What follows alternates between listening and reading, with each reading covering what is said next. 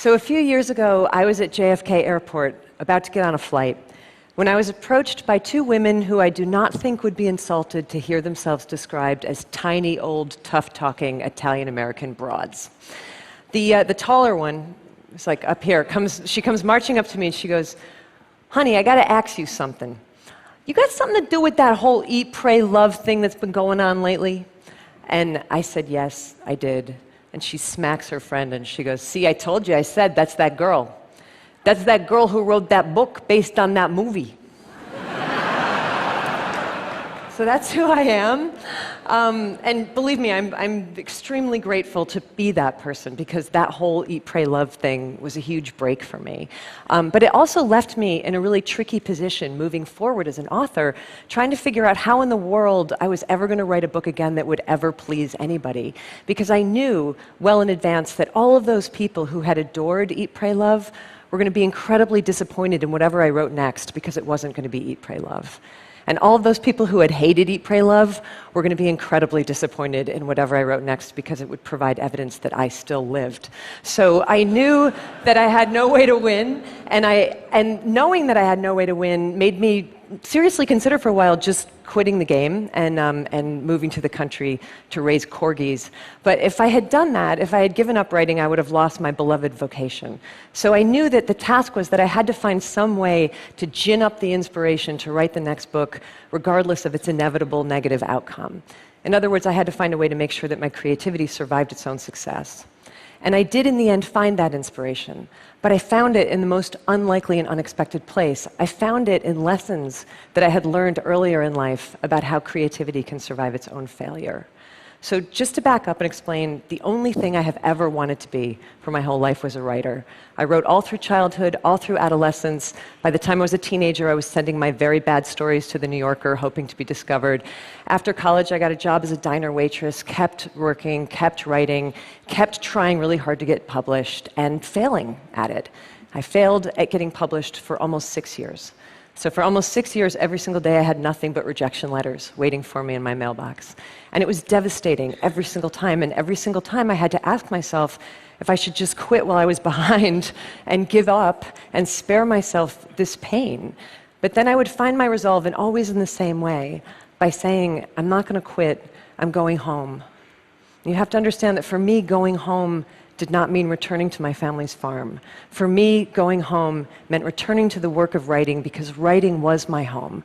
Because I loved writing more than I hated failing at writing, which is to say that I loved writing more than I loved my own ego, which is ultimately to say that I loved writing more than I loved myself.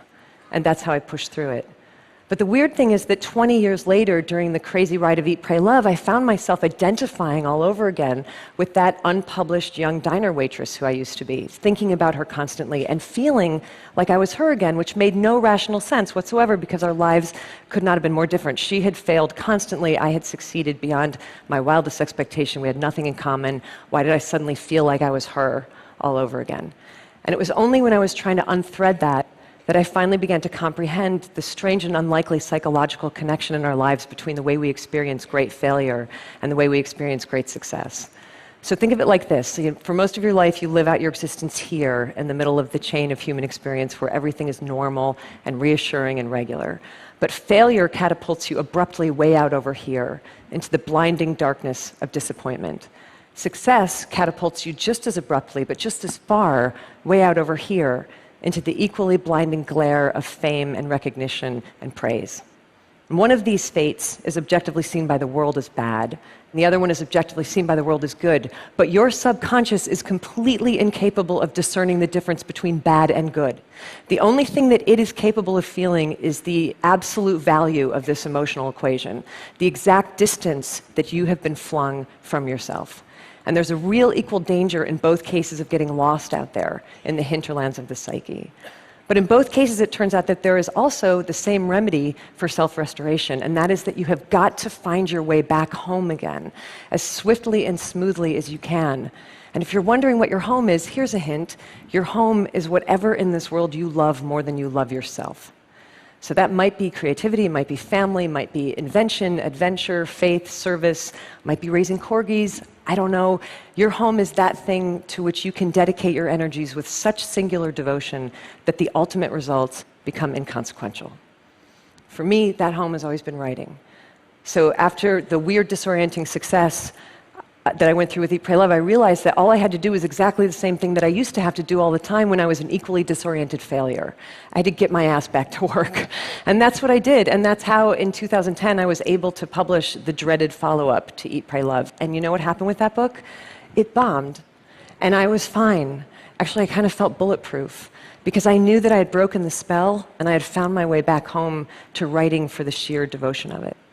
And I stayed in my home of writing after that, and I wrote another book that just came out last year, and that one was really beautifully received, which is very nice, but not my point. My point is that I'm writing another one now, and I'll write another book after that, and another, and another, and another, and many of them will fail, and some of them might succeed, but I will always be safe from the random hurricanes of outcome, as long as I never forget where I rightfully live. Look, I don't know where you rightfully live, but I know that there's something in this world that you love more than you love yourself. Something worthy, by the way. So addiction and infatuation don't count, because we all know that those are not safe places to live, right? The only trick is that you've got to identify the best, worthiest thing that you love most, and then build your house right on top of it, and don't budge from it.